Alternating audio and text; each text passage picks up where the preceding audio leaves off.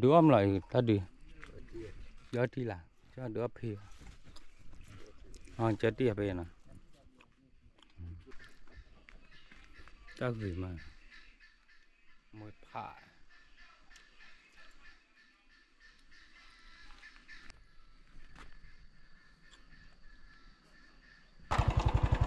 tôi phải rồi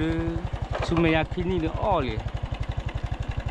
và hai đứa đã được rồi mình hay bao là mít rồi tôi nè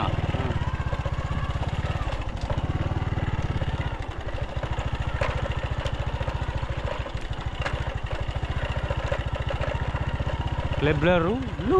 ya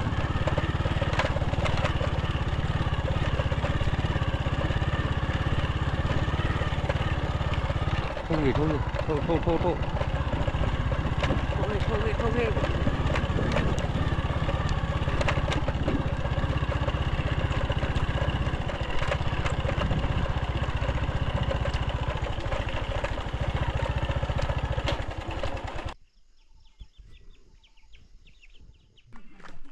tầm núi chú là đã gan cọ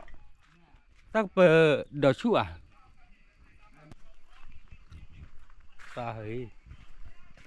ta mi để hel vào được ở sắp bà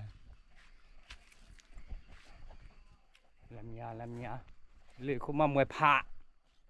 được lo đưa ta lấy lại làm nhà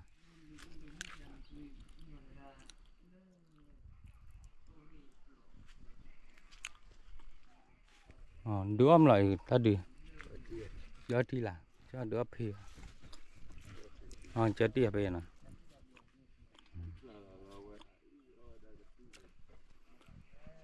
ta chú lò được ơi cái ta mi chú con la bài áo bà nào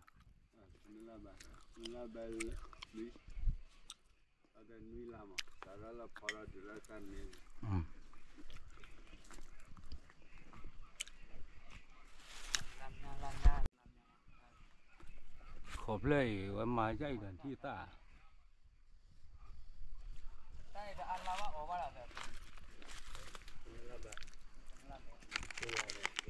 ở nè ra phải đâu gì rồi ai giờ tí rồi ta chờ mới chờ vào lại đây chờ nào lên mi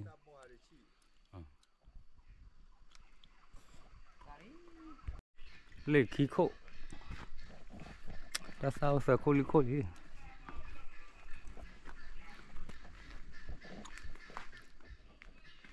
ta gửi mà mới phá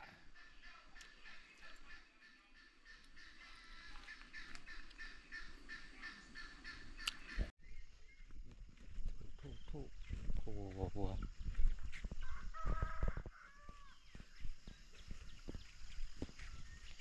mà lệ đâu tới trừ rồi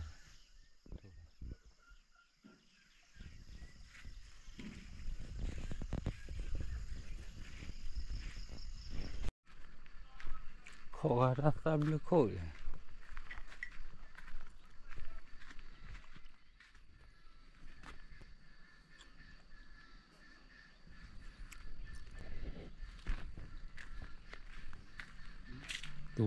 tôi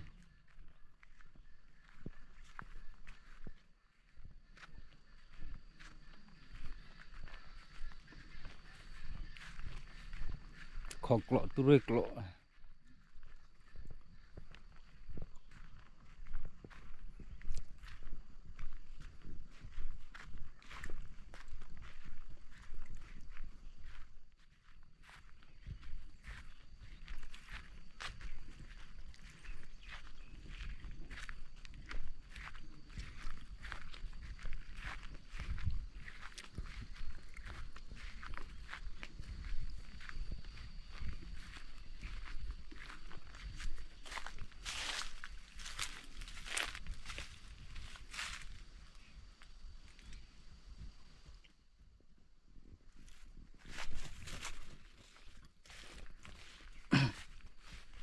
Các cô đã bắt đầu cắt tụ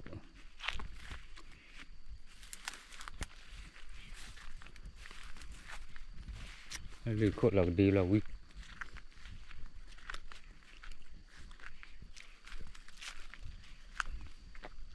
chút lỗ quẹt soi thôi mực lỗ lơ bà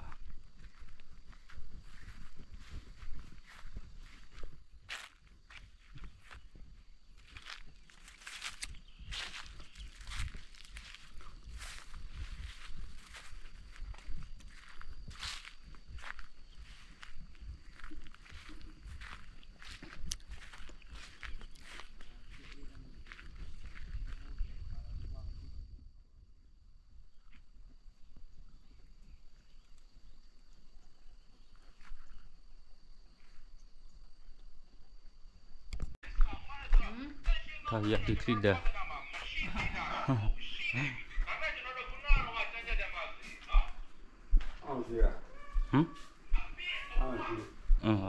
thôi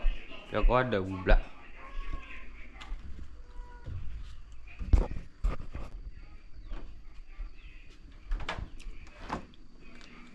lại thì kêu tiết cố rồi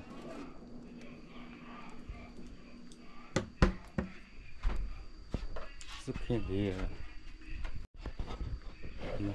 hả đứa đâu gì thôi chị à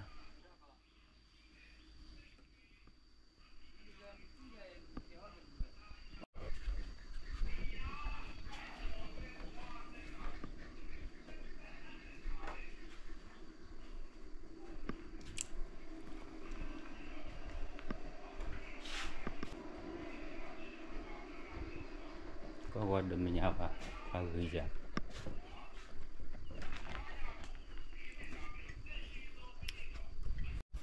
tôi có đã bị tôi khó này làm nhau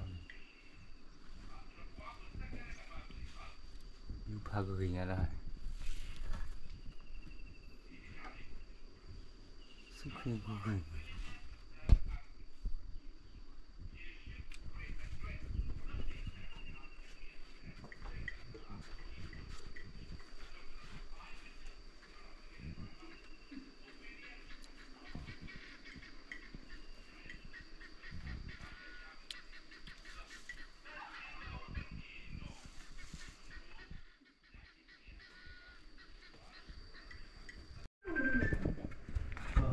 chắc là đồ đã khử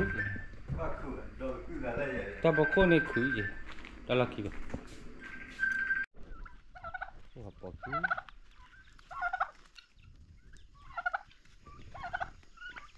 còn thuốc anh hay chỉ lấy liền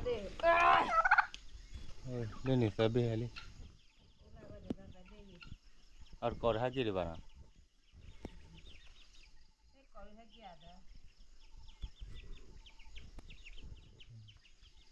đưa ta gọi này lấy đưa ta